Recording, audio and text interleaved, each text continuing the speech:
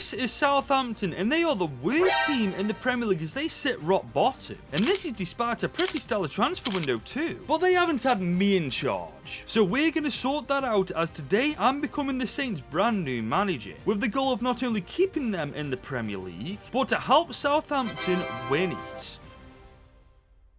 But guys, making that happen isn't going to be easy, because we joined them at the beginning of January, where at this point they were 19 games in and only had 6 points. And when you think about it, that's remarkable, because we're almost at the end of February right now and they've only gained 3 points since then. Yeah, these guys are in trouble, especially when you take a look at this team. We've got injuries to deal with, we're playing a really defensive formation which just isn't doing them any favours. And on top of that, our top goal scorer right now is Taylor Harwood-Bellis, who's a centre-back. Southampton are in the bin. However, guys, it's not all bad news, because we do have Aaron Ramsdale. Right now, in real life, he's not doing too well, but I reckon we could get the best out of this guy. There's also Matheus Fernandes, who's a decent player. And, of course, Cameron Archer. And because the January transfer window is open, we've got 25 million to spend to add additional quality to this team to try and help them stay up. But I'll level with you guys, that is going to be a tall task to ask of this team, especially when right now we haven't even got 10 points. But we're going to do our best to keep the Saints up, so we're going to use a 4-2-3-1 wide formation with a counter-attack and build-up style and an incredibly defensive line. Might be extreme, but after 19 games, he's already conceded 39 goals. And when we're on the ball, this is how we are lined up. Our front four are insanely attacking, but anybody behind them are going to be defending for their lives, just to make sure we can get them 1-1 draws and 0-0 draws. And after quickly shuffling the team around, this is, in my opinion, our strongest starting 11 we can field by far. And that does not fill me with confidence. Our defense is shocking. We've got a weak midfield.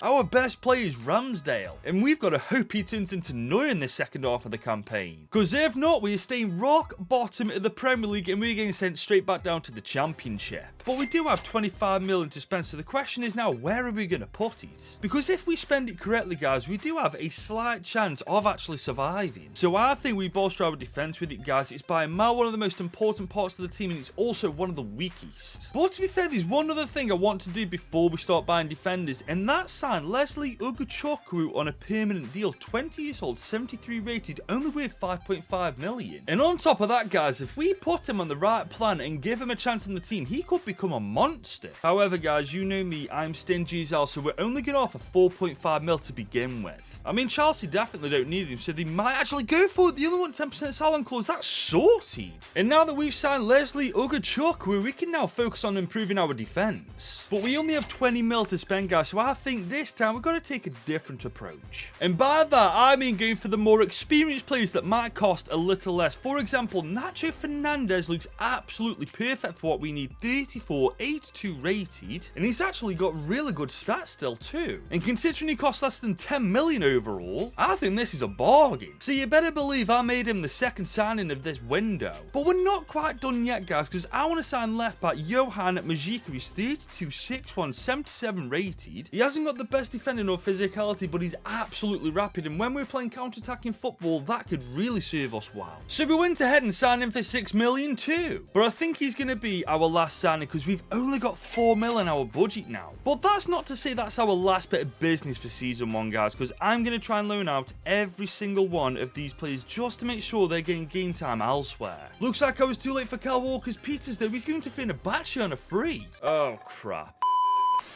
But there is one other thing I've been doing behind the scenes, and that's been converting Matheus Fernandes to a cam. Let's see what happens. 76 rated, lovely stuff. And now that I've sorted the coaching system out as much as I possibly can right now, there's nothing else to do. So we're officially ready to send this team out into the second half of the campaign, but whether they're going to return with a Premier League spot next year is a different story. Because we're 21 games in now, and we are 10 points behind Ipswich, never mind Wolves. I'll be real with you lot, we need a miracle to survive the Premier League, but with the signings that we've made in the January transfer window this time, I actually do feel like there's half a chance we can pull it off. Unfortunately though, as we arrive at the end of season 1, these stats don't look too promising. Not a single player got more than 10 goal contributions. In fact, Ugochukwu was our top goal contributor, 6 goals, 3 assists in 31 games, and he's a CDM. To be fair though, we got to remember we're playing an incredibly defensive way. Not only is our line insanely deep, but this is what our team looks like on the ball, so it's actually no wonder we haven't scored too many. However, on paper, it has to be said, our team is looking much stronger, so maybe there's a chance we've actually survived.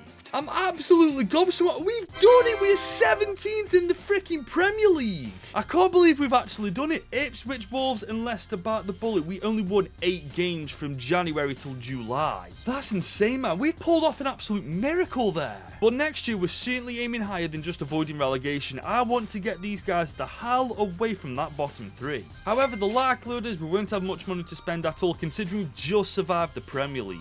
So for the next couple of years, we've got to be strategic with this Southampton side, especially if we want to try and progress with them too. But it has to be said, guys, in Season 2, I am beyond pleasantly surprised. We've got 42 million to work with. But honestly, I want a bit more. Because I saved this Southampton side from relegation with only 25 million, imagine what I could do with 60 or 70 mil. So I'm going to go through our entire squad up, see who we don't want to keep, see who we do want to keep, and then go from there. Now, I certainly think Nacho Fernandez is a player to sell, guys. He's 35. Granted, he is 80 overall, but trust me, he's not going to stay like that for much longer. There is Johan Majica, who's already done me a favour and submitted a transfer request. Because we've got his replacement straight away in Brazilian fullback Wellington, mid-20s, 75 overall. I reckon we give this guy a shot. However, we're not giving a shot to the rest of these players on the transfer list. Some we are loaning out, granted, but for the most part, we're trying to get a bit more money in our pockets. And if we can get this budget to 60 to 70 million, mark my words, we'll get the Saints a mid-table finish. Unfortunately, though, selling these players was a bit of a nail. As you can see, we haven't got much for any of them, really. But we do have 57 million to spend, and that I can definitely work with. Because I believe there's only a couple of positions we need to focus on before we can take Southampton to that next level. And no, it is not either a Dozy or Dibbling. I'm going to do my best to turn them into world-class players. Instead, I'm going to focus on replacing Nacho Fernandez and also Flynn Downs, purely because this development plan shows that he's not going to grow anymore. However, something tells me that a certain Joao Gomez from Wolves definitely will. He's mid-20s, he's 79 overall. He's actually got great stats for a CDM too. And because he's now playing in the Championship, I reckon he'd fancy a move back to the Premier League.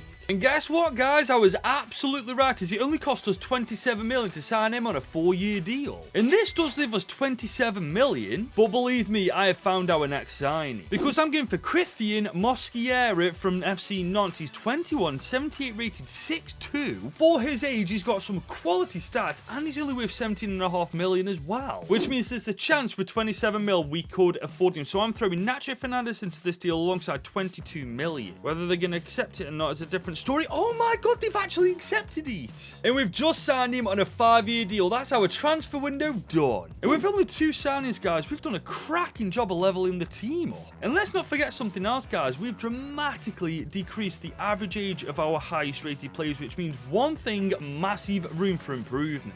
However, for one more season at least, I'm going to keep our tactics and I'm going to keep how we play in game. I don't feel like we're quite there yet to get away from these tactics and go a bit more attacking. But if this team this year can make it through the Premier League campaign with a better finish than last year, I reckon in Season 3 we'll be ready for that. But never mind Season 3, I reckon we'd have been ready for it this year because we're top 10 in the Prem. This is insane, man. How on earth are we pulling this off this quick? Granted, we're still nowhere near City, 34 points behind, but I'm telling you now, we will win the Premier League with the Saints. We've even had a decent FA Cup run, making it to the quarters before getting knocked out by Castle. And we did the exact same in the Carabao Cup. Guys, we've killed it in Season 2. But look at the team in front of us, man. I can't believe this is the same team we took charge of midway through Season 1 last year. I mean, look at Dozy and Dibbling, 76 rated, 74 rated. Those two are going to be endgame, mark my words on that. But for some reason, Ross Stewart's our top goal scorer. How is he getting game time over Cameron Archer? We're going to have to fix that, just like I'm going to fix our tactics right now for Season 3. So I'm going to make our line just a little bit higher because I think now we're going to get away with it with the quality we got on the team. I'm also pushing both fullbacks up the pitch when we're on the counter-attack. I know this is risky, but I think it's worth giving it a go. I mean, after all, we finished 9th in the league this year, when last season we finished 17th.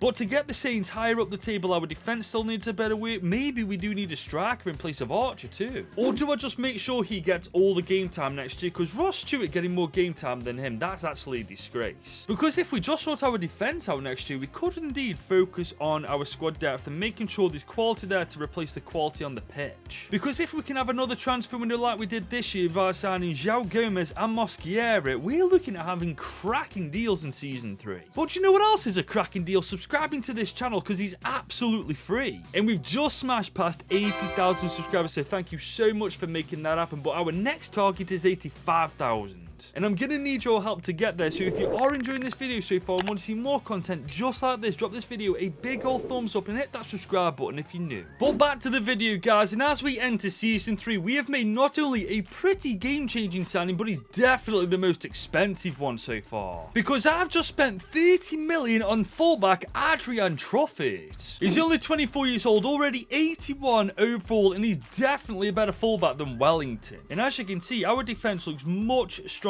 with him in it, but that's all I'm going to do to the defense for now. Because originally I was going to replace Harwood Bellis, but his development plan shows great signs of improvement still. It's the same with Mosquera, and it's the same with Sugawara too, so there's quite literally nothing we can do apart from give them a bit of time to improve. And to be fair, I think that's the case with the rest of this team too as well. You got to remember, this is a young side. However, I would like to bring in a bit more depth, so that's where the rest of our money's going to go this year. But after quickly scouting the free agents list, we don't need to spend any money. We've got Nat Phillips, who's a decent centre-back, and we've got Ayman Barcock, who's a decent cam. And those are two positions we need depth for. And now that they're a part of the team, our bench doesn't look bad at all. But that does bring me to the last thing we're doing in Season number 3, and that is indeed loaning out Wellington and Ross Stewart, just to make sure that the other players in their positions get the game time I want them to get. But aside from that, I am very happy to leave this team alone for now. But I am expecting another big season from Edozie and Dibbling, because right now they are the weakest links in the team, but they've got the most potential as well. However, now that we signed Adrian Truffert and massively bolstered our defensive strength, we could be looking at a top 6 finish this season. Unfortunately though, that just didn't happen. We are 9th once again, but this time we aren't far away from that top 6 at all. In fact, we're not far off the top spot, 26 points in total now, so we are closing that gap every year. But I do think to take Southampton to that next level, next year we got to be a bit more ruthless. As this time in the FA Cup, we frankly got annihilated by Nottingham Forest in round 5. And Northampton knocked us out of the Carabao Cup. Yeah, we're moving on. We're moving swiftly on. And unfortunately, we're just moving on to more bad news because Cameron Archer's let me down, man. Only 15 goal contributions in 40 games. Yeah, I think we need a new striker, lads. Tyler Dibbling's coming good though, so is João Gomez, so is Matheus Fernandes. But looking at this team on paper, it's become so obvious that we need a prolific goal scorer up top, and Cameron Archer just isn't that guy.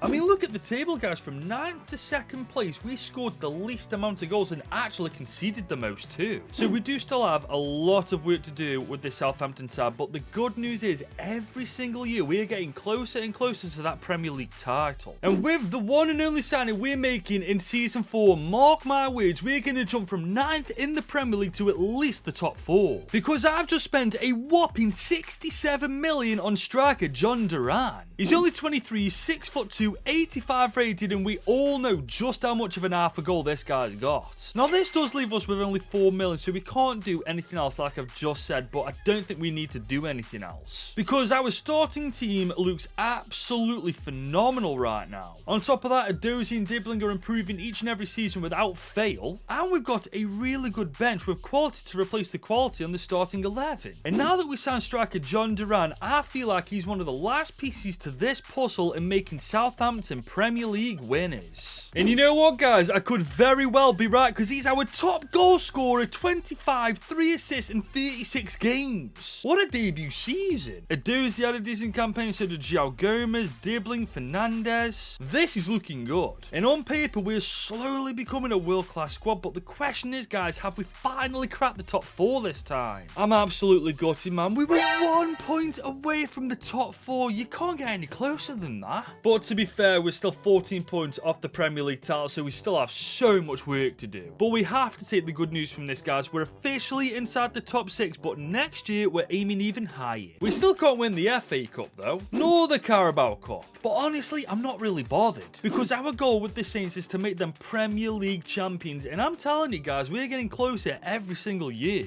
But I do think it's time to get a bit more ruthless with this team. There are 2 players safe and we all know who they are, but the rest of the team I think is fair game. For example, Sugawara's time might be up in the starting team because his development plan says he's stopped growing now. As daft as it sounds, we could be going for a better keeper than Ramsdale too. But no matter who we end up bringing in or who we end up replacing, we've got to make sure we do one thing, and that is prepare this team as much as possible to compete for top 4 football. But we've now just arrived in season 5 and the board have well and truly backed us. We've got 174 mil to spend.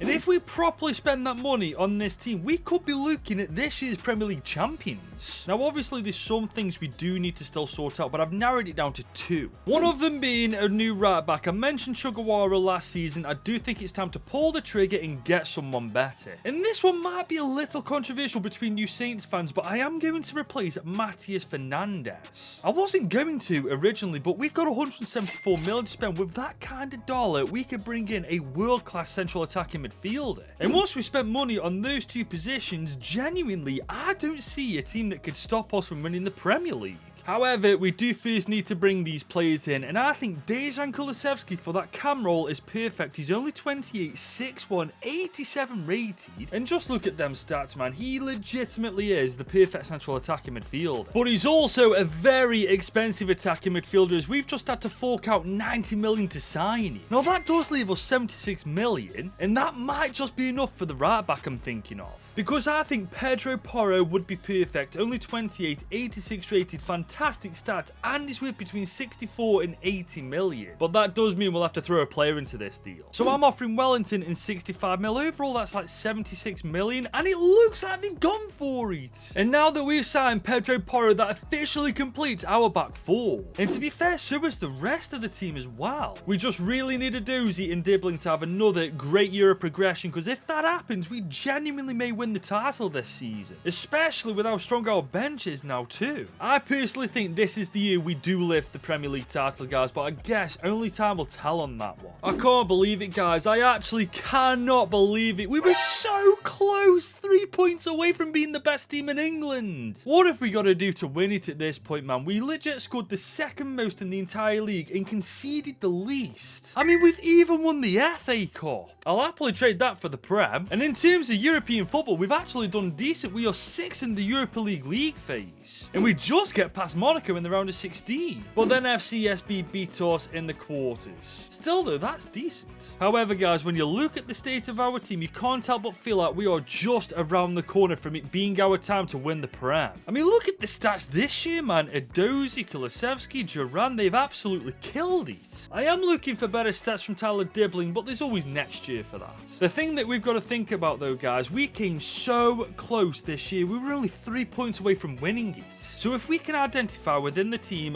where we've gone wrong this year and improve it next season, there is literally nothing in our way from becoming the best team in England. Especially as we arrive into season 6 with our highest budget yet, with just under 200 million. The thing is, I don't think we need that much, because I've scanned this team from top to bottom, and I'm happy to say I'm leaving the starting 11 alone because they're just world class. This bench on the other end is a different story. We need a stronger centre back, we need a better winger, we need a better second choice keeper. But once that's sorted, we're sorted. And considering we're trying to win the Premier League with Southampton, I feel like the keeper I'm going for is perfect. Edison from Inter Milan, 35 years old, 87 rated, and this guy's won more than enough Premier League titles to help us get the job done. However, the winger on the other end, I've never actually heard of, but looks great. He's 23, he's 84 rated, he's Yang Min-hyuk.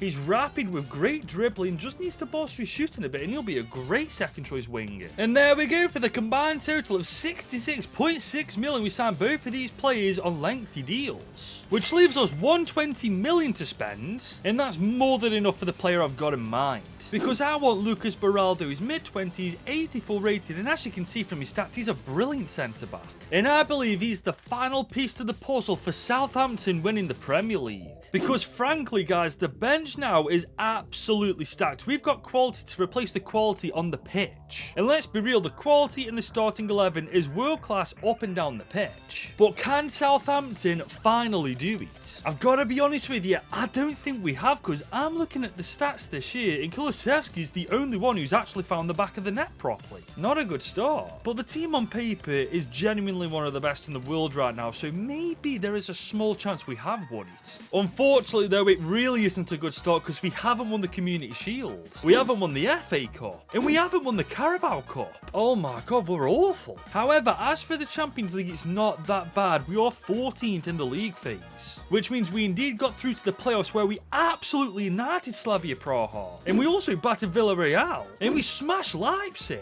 And we just got past Bayern. And we beaten Monaco too. Guys, somehow we're the best team in the world. Could you guys imagine if we win both the UCL and the Premier League in the same season? Well, there's only one way to find out, isn't there, as we're going to scroll up the table. Okay, we're not outside the top 6. We've at the very least made the top 4. I'm in the table once again. Okay, we've either won it or we've just missed out once again. Or have we won it? We've finally done it. Oh my god, we absolutely battered English football. We won it by 11 points in the end. We scored the most by a country mile as well. But more importantly, we've completed our mission. We've made this Southampton side Premier League champions.